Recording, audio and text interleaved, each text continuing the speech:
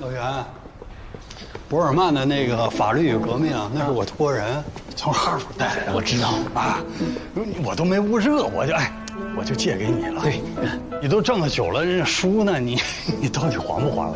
还了，啊？啥时候啊？我叫小马给寄过去了啊。那个书啊，寄了茶叶吗？不是啊，对啊。什么茶叶呀？还有一本书啊，蓝封皮的，烫金大字的，是不是寄丢了你？没有，只有茶叶。那书呢？你是不是？你说这，哎，你看这不在您这儿吗？你不是老袁，你你怎么还能明抢呢你？借用元气，借用元气。老程还没用完呢啊！晚几天5盒茶叶啊，5盒茶叶吧，好吧？你这，哎，老远就听着你了，你是不是又欺负我们老程呢？瞎欺负我！你没听见吗？又讹我5盒茶叶。袁律师你好，我叫于高远。哦我听过您的讲座，特别崇拜您。你好。袁律师你好，袁律师，我是53级的秦志高，是这次李湘案的辩护律师。很荣幸见到你。对，你看，行了，这我就都不用介绍了。你说这一屋人就没有人不知道你的？知道，必须知道。谁不知道袁一方先生是中国最知名的律师？我跟你讲，也是最失败的律师。是，不过人家打输的官司越多，哎，你还找他的人还越多，奇了怪了。不是老袁，你说这真话，你这么多年你打官司到底挣钱还是赔钱嘛？什么赚钱赔钱？这月没赔，有一些盈余。哎，就等他这句话了。他赚的钱啊，足够买去南屿的火车票了。对，够。袁律师会跟我们一起打这个官司？对，上面呢暂时还没有消息，就是咱不等了，先搬请袁大律师出马。你这重量级也够了，够，绝对够。袁律师，我对这案子最熟悉，您需要随时找我就可以。哦，袁律师，这个案子我更熟悉，方方面面您都可以问我。好，秦律师，那我们就搭个伙，搞一场，行不行？行，太好了。好。我没想到袁律师，您能亲自代理我的案子，我值了。为了我这么一个小案子，我谢谢袁律。袁律非常忙，为了您的事儿啊，推了手头很多大案子。妈，最近我推了哪些大案子了？你说来，就说这些有的没的。于江律师啊，你这个案子也不是小案子，这个事儿如果我们不管的话，那以后我们怎么干活啊？你在替全国的律师在受苦，经受考验，我责无旁贷。但我不一定能打赢哦。那不管输赢，你这个经历都绝对有价值。袁律师，我的领导洪占胜主任跟我一块儿被抓的，有人代理他的案子吗？你放心，外面还有律师呢，律协的。我只是个先锋，前赴后继。代理洪主任的律师也是袁律亲自挑选的，都很有经验。是我挑选的，那是因为我要挑一些打官司胜率比我高的。你不能都压我一个人身上，我赔率太高。来吧，我们讨论一下案情。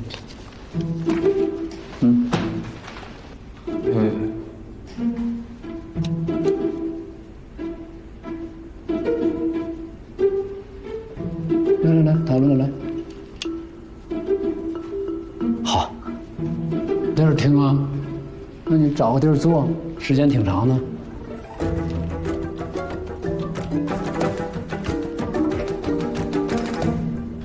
哎呀，现在检察院是顶在了前面，但是到最后啊，还得是我们来兜这个底，跑是跑不掉的。你们看看，谁来主审呢？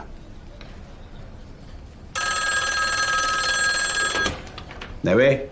老丁啊，我苏国胜啊。有，有什么指示吗？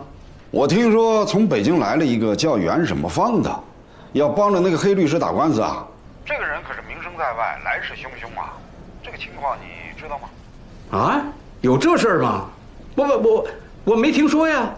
他就住在你们法院的招待所，在你眼皮子底下。要不这样，我派人把他赶走。不用，你让他住啊！你开门迎客有什么好怕的？但是你要知道，破坏打击犯罪的恶势力在蠢蠢欲动，斗争的形势更严峻了。那检察院对这个叫袁什么芳的有准备吗？一个律师不足为虑啊，但是他所代表的动向和思潮是很重要的。所以说，你们法院和检察院这次一定要团结一致，坚决果断地把这个案子办成铁案。明白，请放心。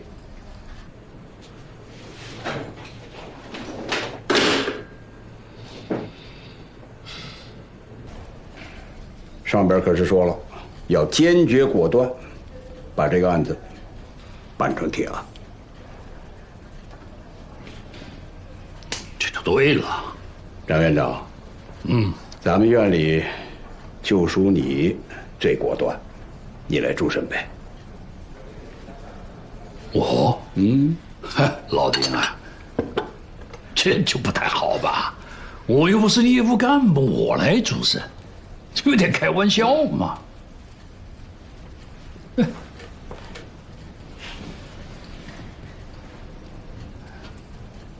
老张，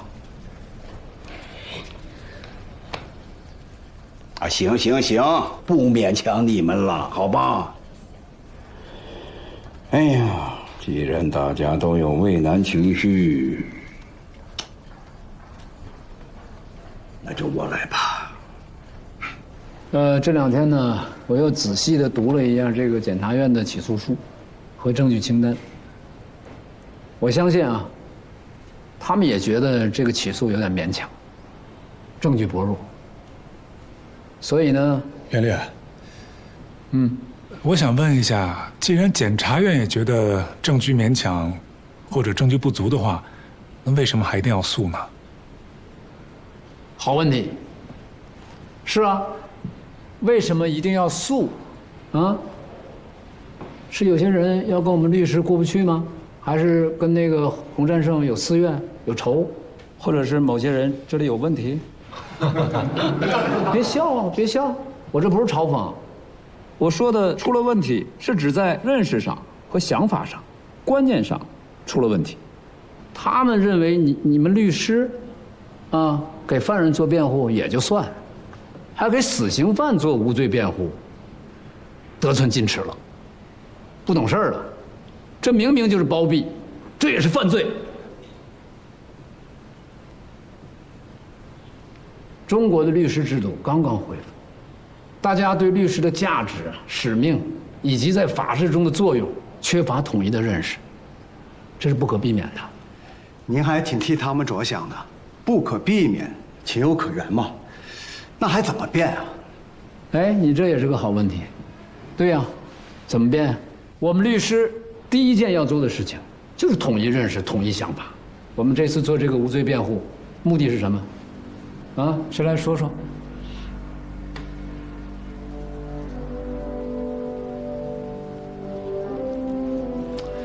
为了保护李湘、洪战胜啊，保护律师制度，促进中国法治进步。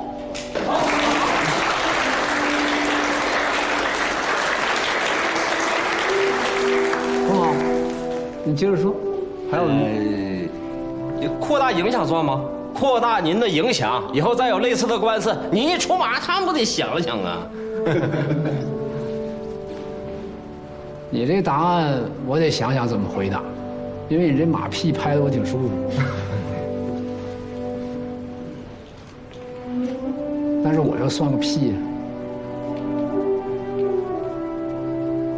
我以为更重要的是我们要通过这次辩护普及观念，要让大家认识到，我们律师制度是中国法治不可或缺的一部分。我们律师不是检察院和法院的对立面和敌人，我们跟他们一起构成了中国法治的主体。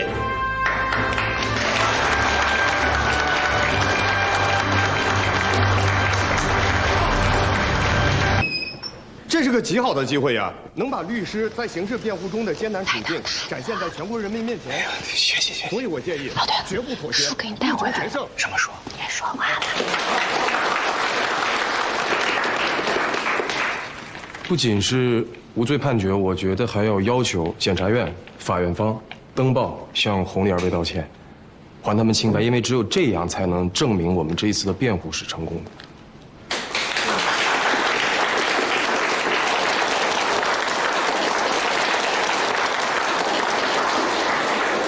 我不同意。我们是律师，我们律师的职业道德要求我们，首先要把当事人的利益放在第一位。对于2位当事人来说，他们现在最大的利益就是要尽早的恢复他们的人身自由。为此，如果对方愿意妥协，我们尊重；我们也必须要对检察院和法院尊重。我再次提醒大家啊，我们跟控方不是你死我活的关系。我们要通过这个案子和大家一起明辨是非，要厘清在律师参与的刑事案件的辩护上罪与非罪的界限，来彰显我们律师制度在中国法治上的重要性，这才是最重要的。先别鼓掌，我觉得这甚至比案件本身的结果还重要。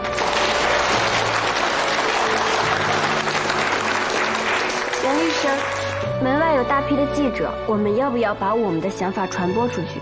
也许有利于庭审。我不同意，我很不喜欢用舆论向公诉方和法院施压。舆论是双刃剑，今天无私的声援，那明天很可能会变成无情的反噬。公众不一定代表公正，我宁要在程序正义下争取到法庭的公正，这才是最有价值的和最令人信服的。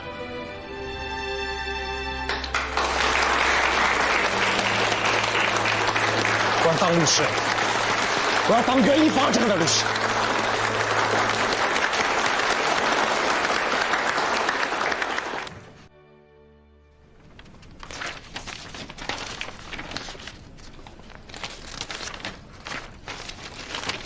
哎呀，老丁啊，老丁，你说你这是何苦呢？嗯？院长，时间到了。没准儿啊，不管最后谁赢，输的肯定是我了。中国法治能赢就行。你说什么？我说，一定能赢。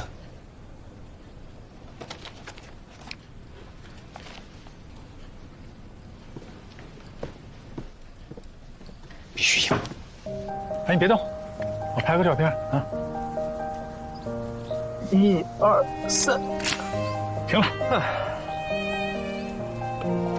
我怎么感觉我正站在历史里啊，人家？我感觉你感觉的没错。哎，几位同志，我是记者，关于律师案能采访2句吗？我们行啊，我们不接受采访啊，不接受了吗？啊，就别采访我们了。那不好意思啊，没关系，没事。哎，您能帮个忙吗？您说，帮我们5个人拍张合影行吗？哎，没问题啊。那是用我的还是用你们的？用这个吧。行，好，那更好。那就是以这个为背景是吧？行行行。好的，好的，好的。那稍微下来一点点。哎，好。好，那全身还是半身？都来吧，要不然好，来，1、2、3，笑。好嘞，再来一张，来喽，都跳了吗？好的，跳了。再来一张，来，1、2、3。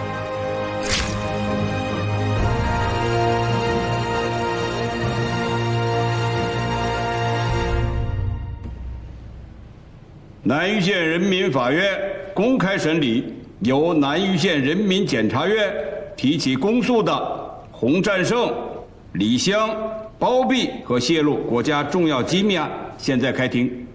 首先，宣读法庭纪律。现在宣读法庭纪律。一，所有人必须服从审判长的指挥；二，保持法庭严肃安静，不准喧哗、还是家里的事儿，他着急去打电话。随意走动或实施其他，须经审判长许可。四，未经法庭许可，任何人不得录音、录像、摄影。五，旁听人员不得发言、提问，不得当庭议论。凶兆还是吉兆旺？禁止吸烟，禁止随地吐痰。宣读完毕。庭审现在开始，带被告人。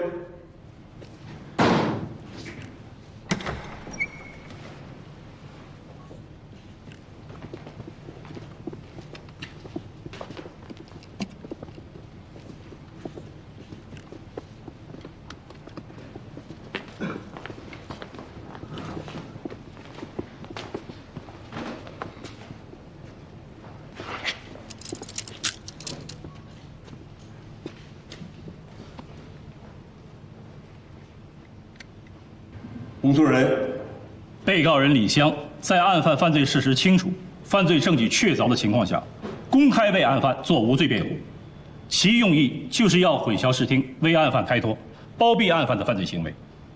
同时，被告人李湘在案件审理之前，就向案犯透露了公诉机关的起诉书内容，并透露公诉机关的量刑建议，其行为构成泄露国家重要机密罪。被告人的行为呢，都是经过被告人洪占胜授意所进行的，所以被告人洪占胜同样构成上述两罪。两被告人的行为客观上起到了为罪犯开脱、引起社会混乱的严重后果。前两被告人到案后拒不认罪，态度极其恶劣，不存在从轻的情节。我方第一号证据为被告人的委托协议，要证明的事项为被告人李湘为已决犯乔志良的辩护人。辩护人有无异议？没有异议。我方第二号证据为被告人李湘在已决犯乔志良一案上的辩护词，要证明的事项为被告人李湘无视公诉人提出的大量已决犯乔志良的犯罪事实，公开为他做无罪辩护。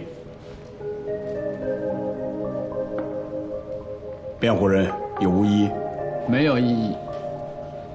我方第三号证据为看守所执勤警察的证言，要证明的事项为被告人李湘在会见已决犯乔志良的时候，擅自向他透露了案情，并告诉乔志良公诉方将建议判他死刑。辩护人有无异议？没有异议。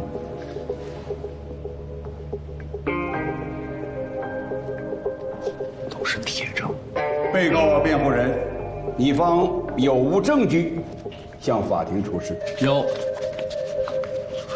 我方的证据一，是公诉方的证据一，证明我当事人接受了乔志良的委托，是乔志良的辩护律师。公诉人有无异议？无异议。继续。我方第二号证据，是公诉方第二号证据，要证明的事项为我当事人忠实地履行了一个辩护人依法应该履行的职责，为自己的当事人尽力辩护。公诉人对证据无异议，对辩护人的说法有异议。辩护人，我方第三号证据为公诉人第三号证据，证明我方当事人在履行自己会见义务的时候，依法履行了自己的职责。公诉人对证据没有异议，对辩护人的说法有异议。辩护人，我方第四号证据为乔志良一案中公诉机关提审乔志良时的讯问笔录。公诉人，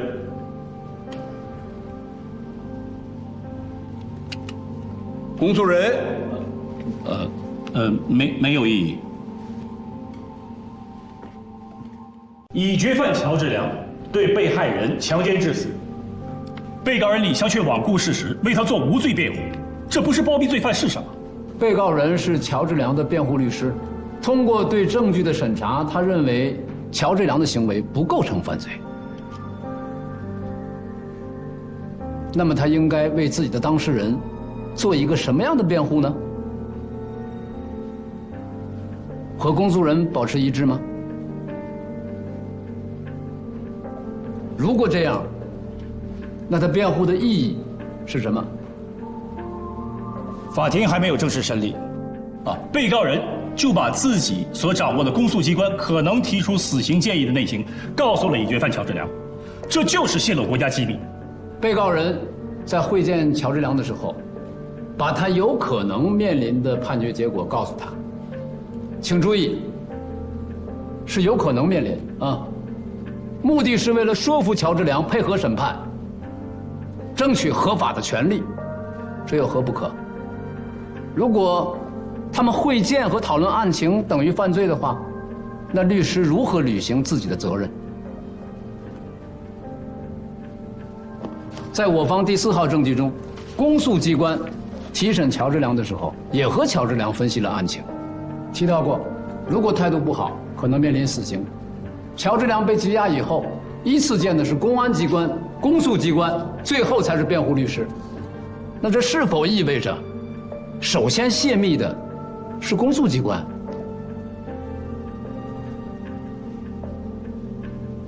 公诉机关讨论案情就是行使公务，辩护律师讨论案情就是泄密，法律依据何在？综上，公诉人认为被告人的行为构成犯罪，应该得到依法严惩，期待法庭作出公正的判决。辩护人，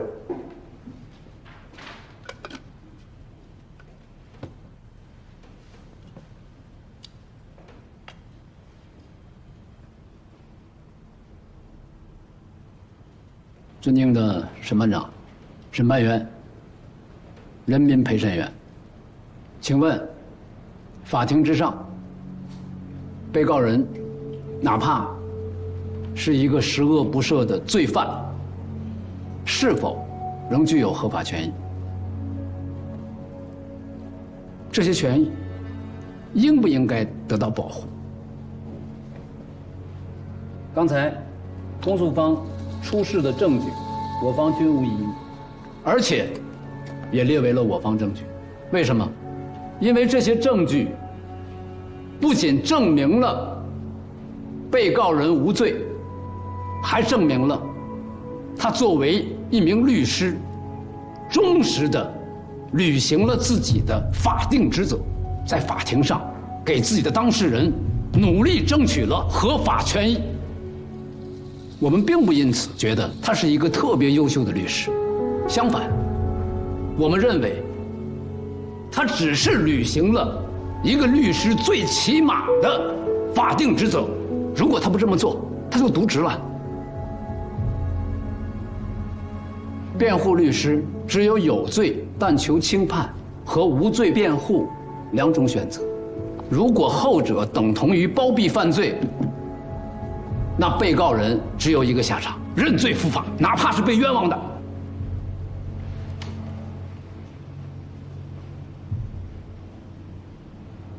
这世界上没有冤案吗？公诉人从来没有犯过错。律师制度的存在，就是为最大限度的防止错案。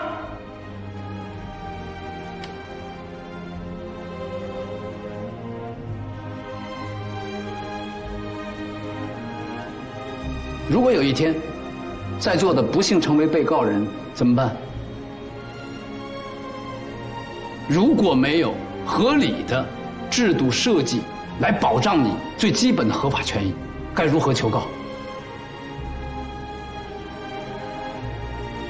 我们任何一个人，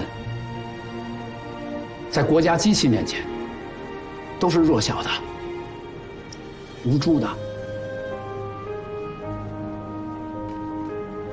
律师李湘，因为为他人辩护而成为被告人，按公诉人的逻辑，那我应该也成为被告人啊。同样，如果有人站出来为我做无罪辩护的话，也一样成为被告人。可怕吗？荒谬吗？这样的逻辑链条，难道不是对法治最大的威胁吗？我们今天在这儿，不单是为李湘，不单是为了律师制度，更是为每个人辩护。能不能成功，我没把握，但是我相信，如果我今天因为辩护而坐到了被告席上，那一定会有人站出来为我做无罪辩护。如果他因为为我辩护也坐在了被告席上，同样也会有人站出来，这个击鼓传花会鼓声不停，一直继续下去。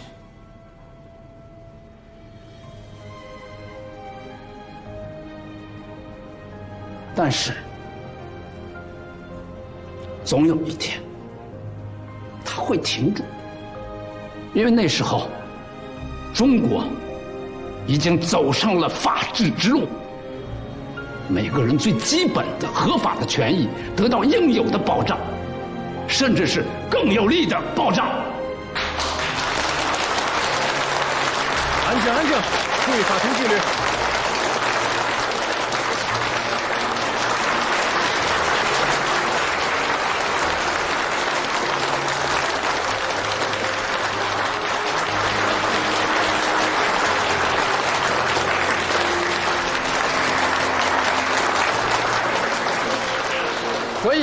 所以，我们对李湘律师的无罪判决很有信心。就这些，说完了。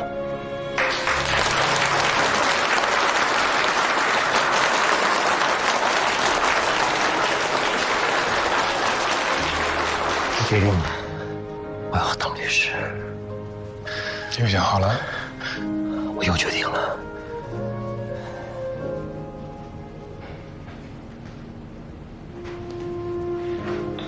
被告人，你有最后的陈述。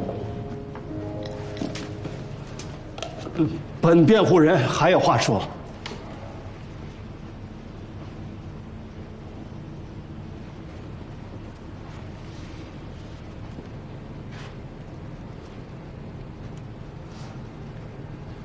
公诉人，你们真的认为本案被告人有罪吗？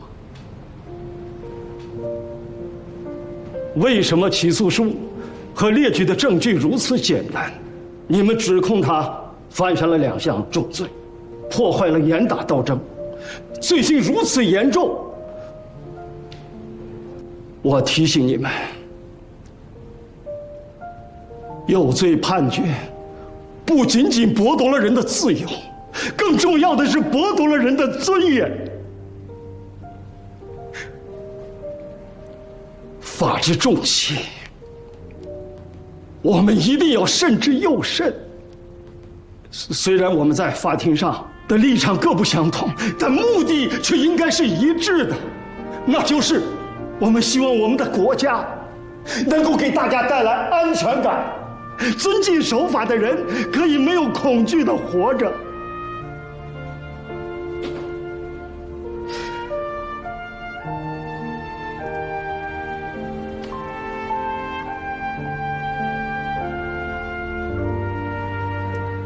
请，不，恳求你们和我们一起为建设这样的社会一起努力。谢谢。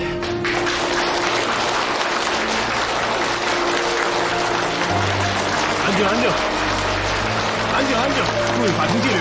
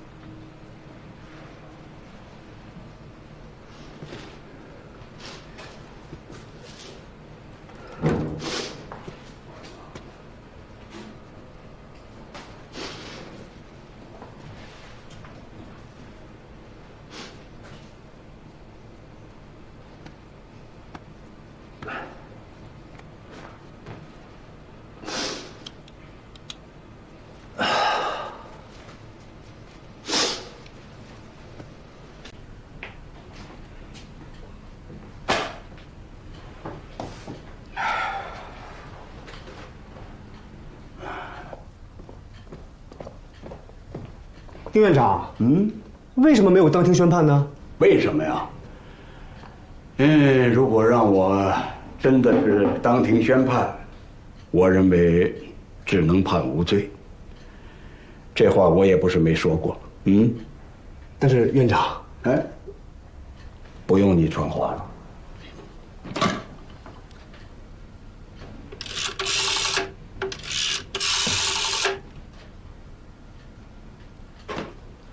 喂，领导。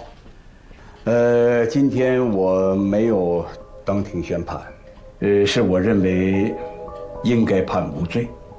事后呢，我们合议庭也碰了一下头，大家嘛一致同意我的看法，这也是我们法院整体的意见，向您汇报一下。这就是你要跟我说的是吗？没有别的话了？有，领导，我认为啊，一个人如果被指控有罪，经过法院的审理，认为他不构成犯罪，宣布无罪，这都是很正常的。这也应该是下台阶最好的办法吧。老丁，你觉得我是关心我个人的荣辱吗？我不需要什么台阶下，我要的是确保打击犯罪斗争的胜利。我要和他们坚决的斗争到底。如果说你觉得负担太重，你不敢判的话，那你直接告诉我。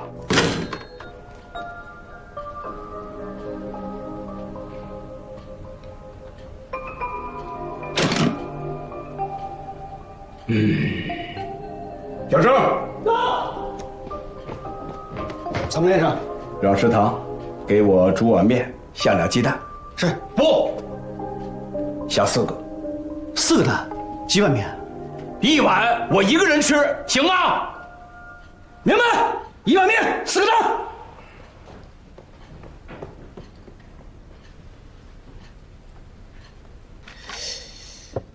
还算好吧，领导，反正也没判嘛，那就由我们法院再开一次庭，判决无罪，当庭释放啊。不是他们破坏严呐，就算构不成犯罪，那也不等于说我们抓错了人吧？对吧？哎呀，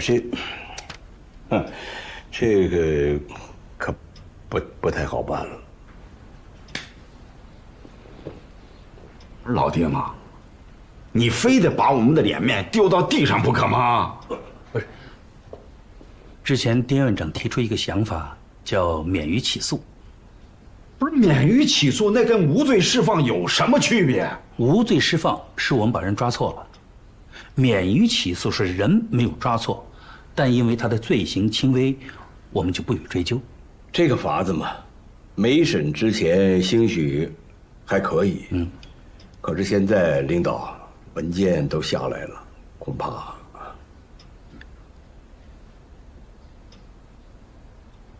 行了，那就这样吧，免于起诉，是吧？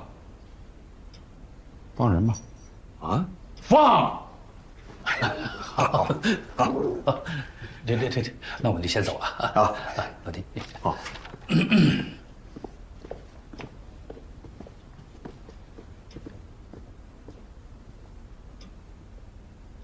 同志，这是去哪儿啊？手铐也不用戴吗？走你就行了，别管。哎，洪主任，知道啥事儿不？不知道，估计是好事。真的？哎，那天审理的时候，凭啥先审你啊？老子是主任，他拿村长不当干部了。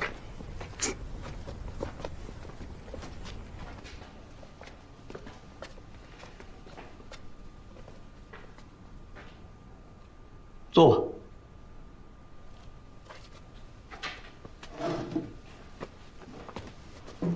洪战胜、李湘，检察院对你们的案件进行了重新审查，经审查认为，你们的犯罪情节显著轻微，认罪态度较好，你们自由了。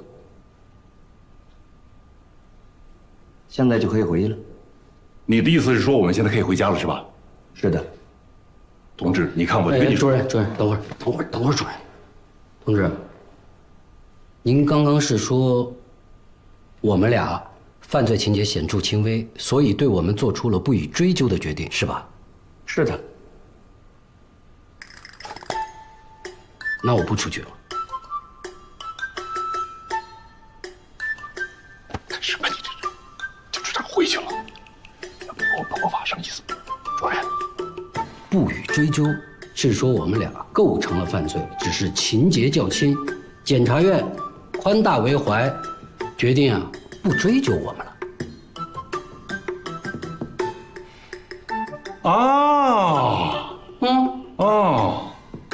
洪振胜、李湘，我们对你们的案件再三研究，慎重地做出了不予追究的决定，这是你们恢复自由的机会，所以说希望你们珍惜。检察院同志，我不需要，我无罪，不接受这份决定，送我回去吧。李湘，干什么？你是个律师，怎么这么不严谨？送我们俩回去。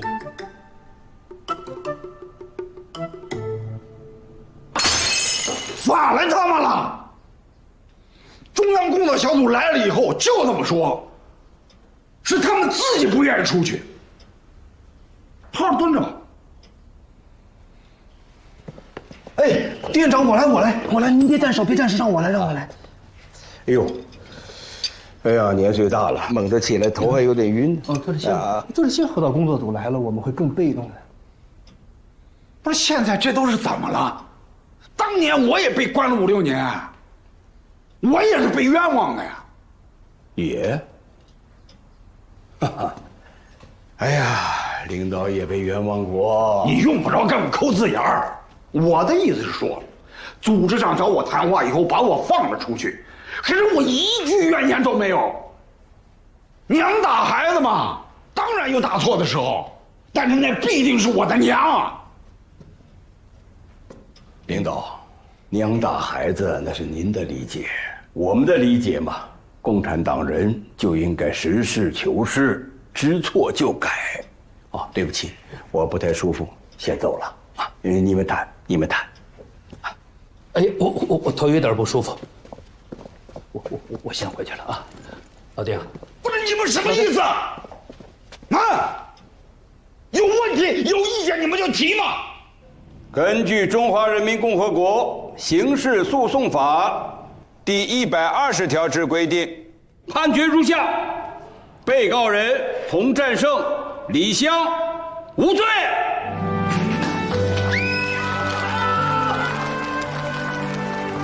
经过3年严打，全国治安大幅改善，安定民心，稳固改革开放环境，成果依托党的领导、群众和政法机关合力取得。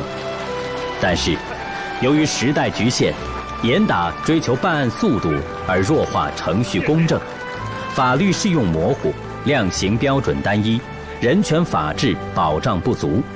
此后，我国吸取教训，严格落实罪刑法定、罪责刑相适应的司法原则，完善死刑复核、辩护等制度，废除流氓罪、游街示众与劳教，推动刑事治理全面法治化转型。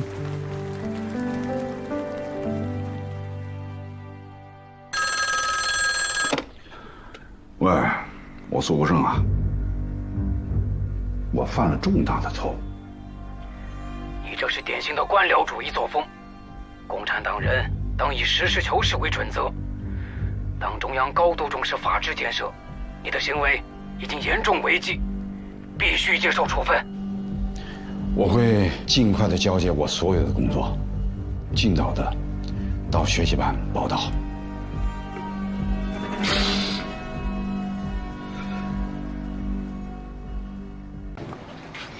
慢点吃，没人跟你抢。怎么了？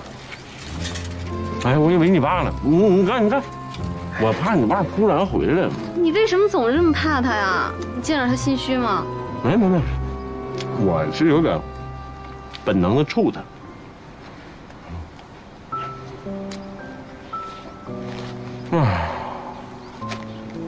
好不好吃？明知故问嘛，太香了。那还有好多呢，你们5个路上吃也都够了。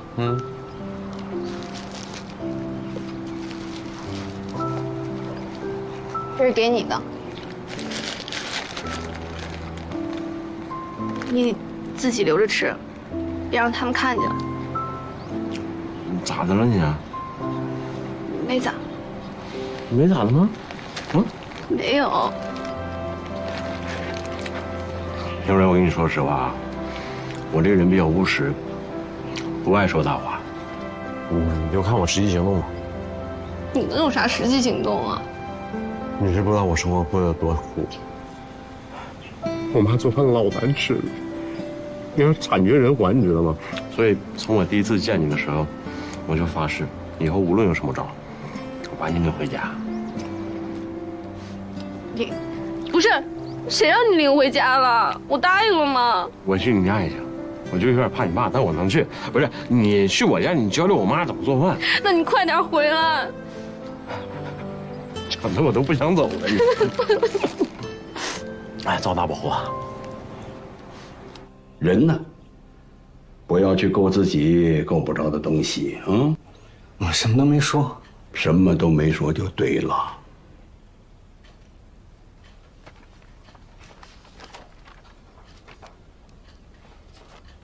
什么时候决定的？其实想了很久了。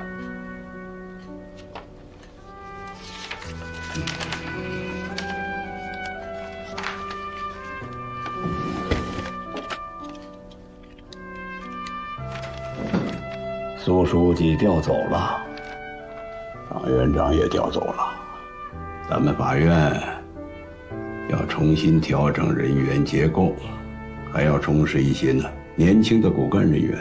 本来我是不打算让你再做行政的，改做业务。谢谢院长。其实我申请去进修，就是想从事法律相关的工作，我想当审判员。但我想退而结网，从长计议，再搏一把。在我这儿跟着我，就不能搏了，就不是从长计议了。院长，我不是那个意思。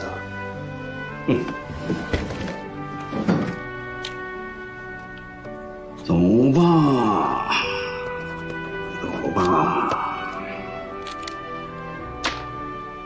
我早都想到了，这几个大学生一来呀，肯定会动摇我的军心的。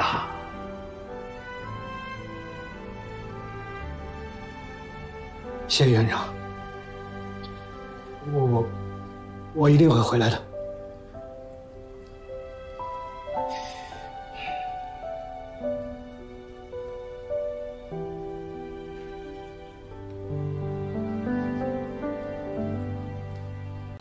去哪儿啊？别去上班了，回家给我弄口吃的。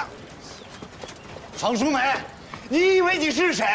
天天就知道上班，家里边孩子也没好好管过。你是我老婆，你是个女人，家都不要了，你好好带过孩子吗？你还是个女人吗你？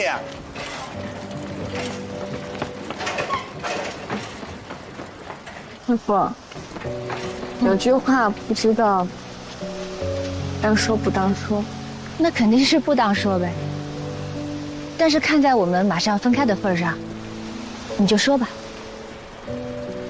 师傅，我们都觉得你应该离婚。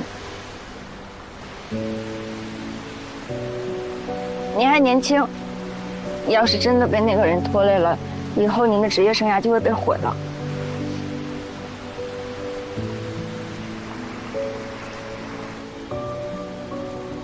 你们2个真是好姑娘，善良、正直、有冲劲儿，敢担当。我相信你们以后一定都会很好很好。但是你们两个人性格不一样。小张我一点都不担心，但是小夏，我对你有点放心不下的。你一定要记住啊，要处理好一件事情，是不能靠冲动、靠毛躁。有的时候越冲动，越要冷静。这是当一个审判长非常重要的一点。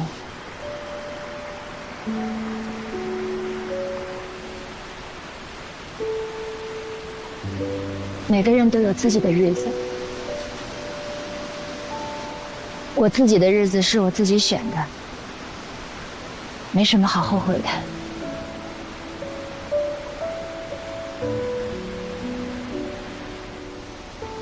咱们分开了，你们俩会想我吧？会。那想我的时候，会写信的哦。肯定会。啊，谢谢。太好了，师傅。你一直都是我的偶像和榜样。我已经决定了，毕业以后去基层，我要做一个像你一样的审判者。那你可要做好思想准备啊！实习1年，和真正的扎根基层完全不是一回事儿啊。小张，你呢？你是怎么想的呀？我没想法，无从分配。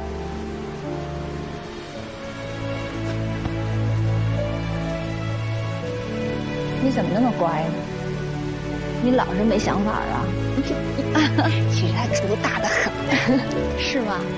就是蔫儿有主意，蔫儿有主意那种吧？还啊！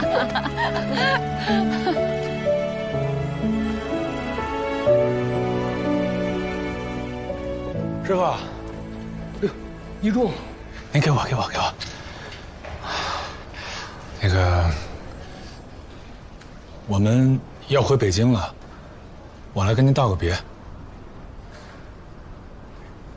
他们几个都去办手续了，我代表他们来。能来一个我就很高兴了。我知道李湘的案子，你们对我很失望。其实也没有，一开始吧，确实不太理解，但是后边慢慢就想明白了。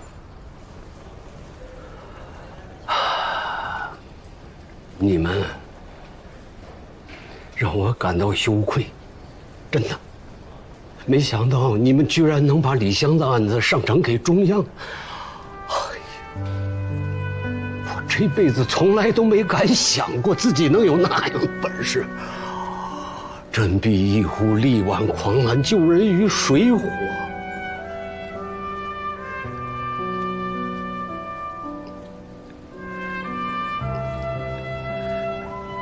在法院干了几十年了，只知道照本宣科，也没奢望能改变什么。师傅，其实您改变了很多人，包括我在内。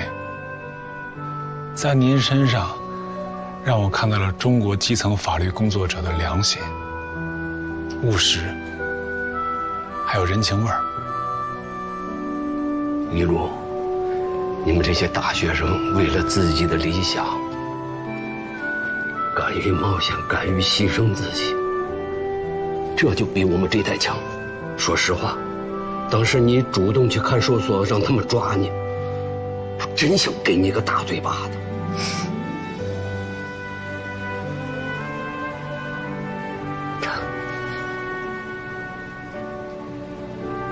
也被震动，被感动。你们5个的鉴定报告做好了，谢谢林院。这1年有什么做的不成熟的地方，还请您多担待。也不知道您对我满意不满意。你这孩子心思太细。走。这1年，你们从我们这儿学到了什么？反正呢，我们在你们身上是学到了很多。我们也学了很多。马上就要离开了，嗯，对我们这个小法院评价呗。咱们院很好，说真话，真话，真挺好的。我其实更多的是自己的感受。这一年下到基层法院，总结了8个字：去掉幻想，正视现实。那你怎么看我？我可不敢评价你。一个见风使舵的老油条，土了吧唧的旧官僚，还是一个不合格的共产党员？真没有，没有。我没有什么大的理想，更不会说什么大词儿。我就是盼望着国家能好，人民的生活能稳定，做过的一切都走在正道上。李湘这个案子嘛，让我觉得这个盼头就不远了。多么希望自己能够再年轻一点儿，能赶上你们将要看到的那个好时候。歌里不是总唱吗？再过20年，我们来相会，举杯赞英雄，光荣属于谁？20年，20年以后，我可能入土了，看不见了。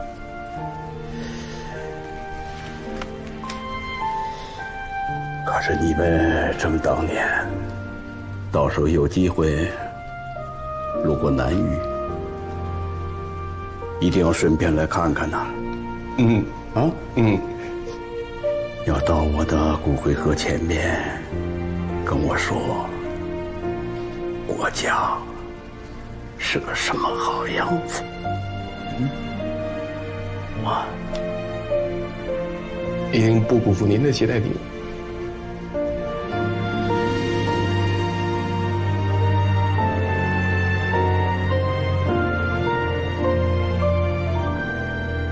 走吧。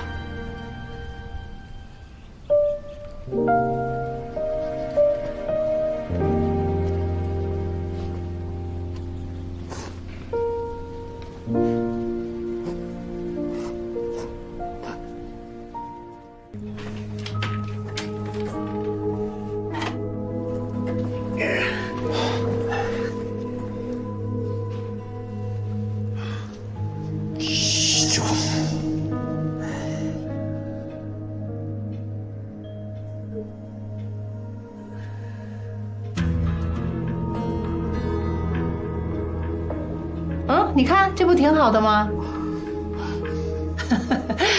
你不用太担心啦。大夫说，你爸算幸运的，现在说话虽然是有点半算，但是表达意思没什么问题。我觉得挺好的，说话少，我还省心呢。我们现在每周都到医院去做康复呢。妈，您不是跟我说我爸就是轻微中风吗？这都这样了，哪轻微啊？没出息。谁没出息？听说要回北京，就高兴，乐极生悲。你别胡说八道了，你听他瞎说呢。杜小辉他爸给他安排了1个半月的加班，这再加上一中毕业以后，你准备到哪里去？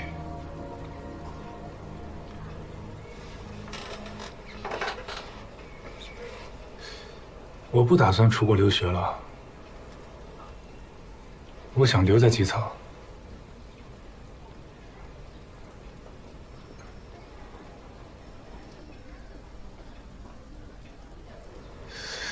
我有个同学跟我说过一句话，我觉得特别有道理。他说要置身事内，亲身参与，你才有机会去改变中国的法治现状。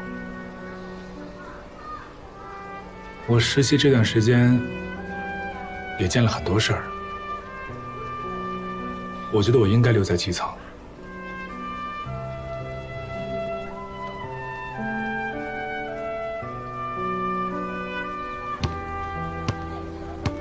什么？不去留学了？这是你自己的决定吗？是我自己的想法，朱老师。我知道您帮我争取这个名额不容易，我知道你想栽培我。对不起，让你失望了。我失望什么？我高兴得很。高兴？你小子跟我实在是太像了。拿主意的时候憋着不说，一旦拿定主意，几头牛都拉不回来。我跟系里也说明了，我想去滨江。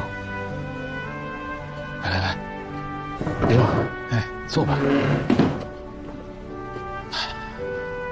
经过1年的实习，长大了，也成熟了。一个人的自我认知和人生方向本来就是动态的，不断的修正，不断的校准。作为一个优秀的法律人，就要有丰富的实操经验和准确的现实感，这些是在学校甚至国外修炼不出来的。不要为出国的事担心了，名额浪费不了的。谢谢周老师。Dank。Bitte。袁律出差前呢，再三向我们叮嘱过啊，来我们大方所没问题。但你真的决定了吗？我和袁律都谈过了，我就想当律师。哎呀，我是小陆，那以后就同事了啊。郑红照，喝水，哎，喝水。这我知道啊，但你确定是要来我们大方所当律师吗？我怎么感觉您这话里有话呢？直说吧啊，在我们这儿啊不挣钱，你也知道袁律的风格。明白，屡败屡战是吧？屡败屡战没什么，要命的是他打官司不收钱。你看您片面了不是？有时候对于律师来说，影响力也值钱呢。这是更要命的，他的影响力不但不挣钱，还往里搭钱。很多社会性的官司慕名找他，啊，胜率低，当事人还不付费。没事儿，他归他的，你别耽误咱们利用他影响力挣钱不就完了吗？怪不得啊，袁律说你是他见过的最乐观的人。这几乎是我唯一优点了。那主要是咱们也不挣钱啊，他经常要求全律所的人跟着他一起干啊，这有点要命了。那你还跟他一起干呢？我已经辞职了，今天是最后一天。所以你确定还要来这儿吗？哎呀，谢谢张律啊，那我就仅代表大方所热烈欢送您。以后我坐这儿呗，以后我就坐这儿，没事吧？打一个，上，好球！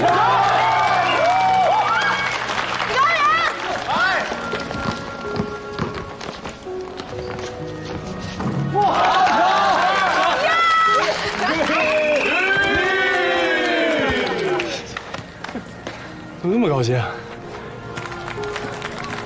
为什么不告诉我？告诉你什么？我都在胡老师那看见你分配结果了。法院还是检察院？法院，咱俩一起。你是不是故意不告诉我？咱俩一起是一起，不是去滨江吗？是去滨江啊。滨江是中级人民法院。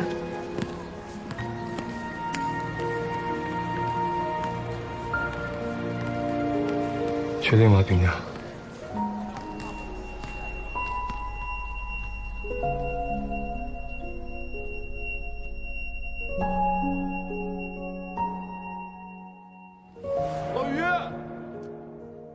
老于，别聊了，人家都反超了。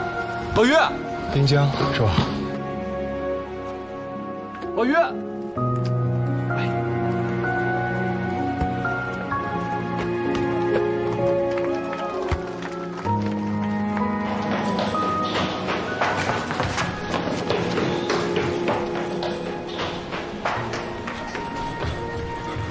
多少斤啊？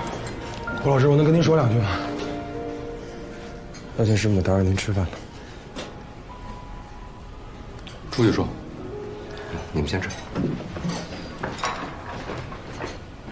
高原啊，这是戏里的安排。胡老师，您是年级主任，戏里做决定要征求您的意见吗？你这什么意思？你说我没给你使劲儿呗？没这个意思。我只是弄不明白。我是学生会主席，成绩也一直名列前茅。您也说过，希望我进最高法最高级。高原，滨江从前年才从县升到地级市，需要大量的法律人才，也是渴望我们的支援。系里把你分配过去，恰恰是因为你的优秀。你是班干部，应该起带头作用。因为我优秀，是因为把我分过去，你们更好做工作。你要这么说的话，那咱们就别聊了啊！是不是拿鱼的鉴定报告？丁院长一直对我有意见。我老实告诉你，你们的鉴定报告评价都非常好。那是谁走了关系把我顶了？胡老师，您跟我说一声是谁？高远，你不能这样，你这是偏激，你懂吗？以后会害了你自己。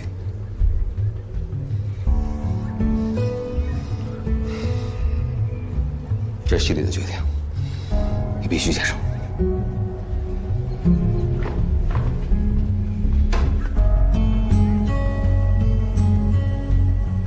谢谢胡老师。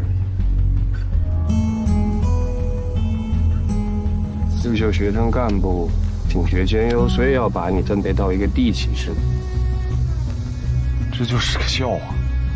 你怎么能这么说呢？那地级市怎么了呀？陈一仲还主动要求去滨江呢。主动要求很了不起吗，夏英姐？陈一仲厉害就厉害在这儿啊！去德国留学的机会说不要就不要了，想去滨江就去滨江，多自由，太潇洒了。我也想这样，我可以吗？我被分配到滨江，我被埋在那儿，谁给我拉出来呢？人陈一仲呢？啊，有背景，两个老先生都喜欢他，实习1年2年，最多3年吧。想调回北京就北京，我可以吗？你可以吗？你别这么看着我，你是不是对我挺失望的？我对我自己也挺失望，你早点看清最好。我是挺失望的，但是我对我自己失望。其实我早就应该看清你的志向。看清我什么志向？夏英姐，你看清我什么志向？我太天真了。我说我想留北京，你说你要留滨江，你了解我的志向，我暗示过你很多次，你从来没有搭理过我吧？对吧？陈一中现在陪你去滨江了，高兴吗？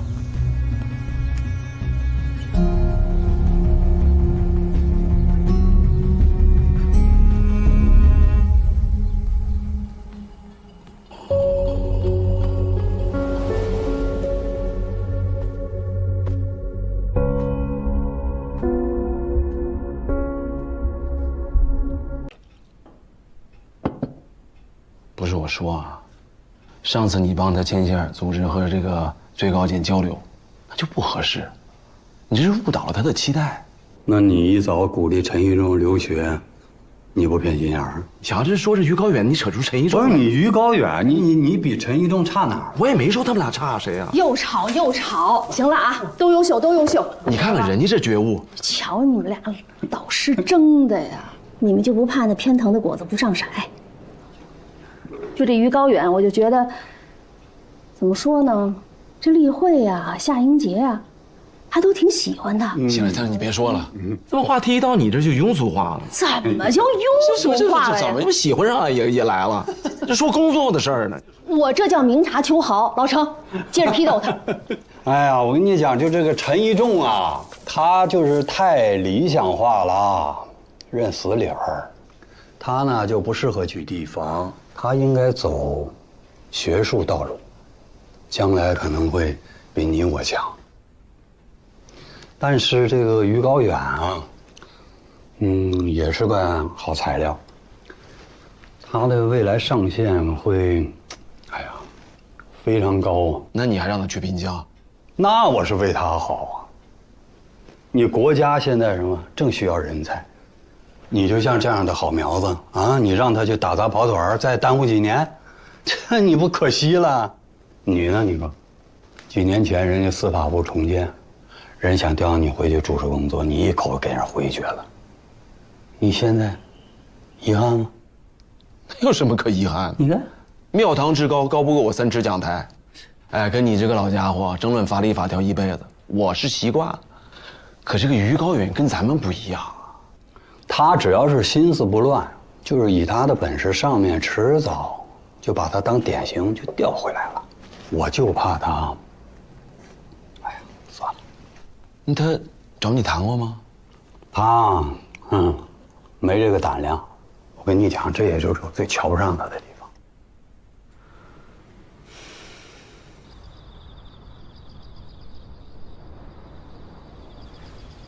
发什么呆呢？他就是个鱼脸索黑儿，死心吧你！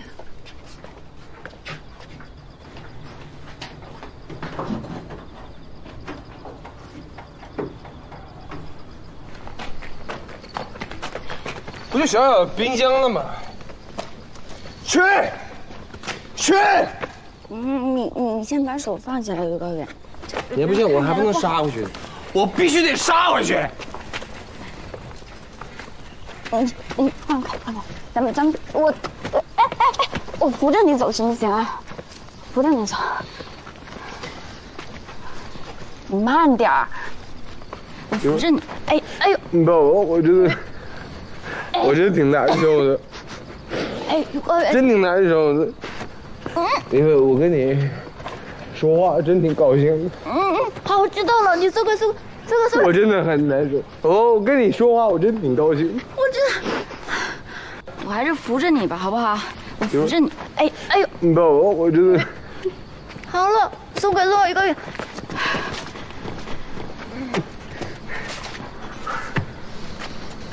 你哭了？没有。哎，其实胡老师今天中午就通知我了，最高检的名额给我了。我一见你，我就想跟你说这个事儿来着，但是我怕你。什么？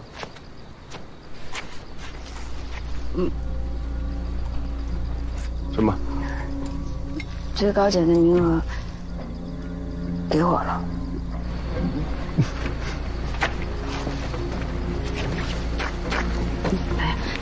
你别这样。不跟的。你听我说，哎呀。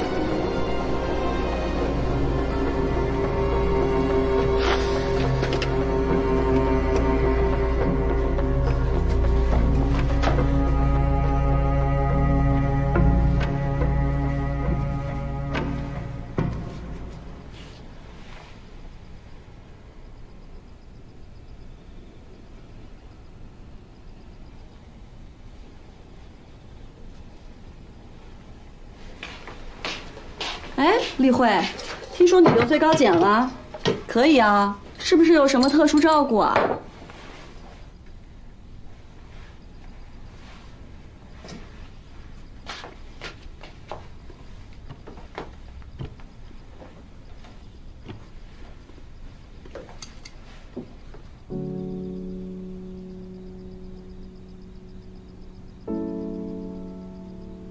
英姐。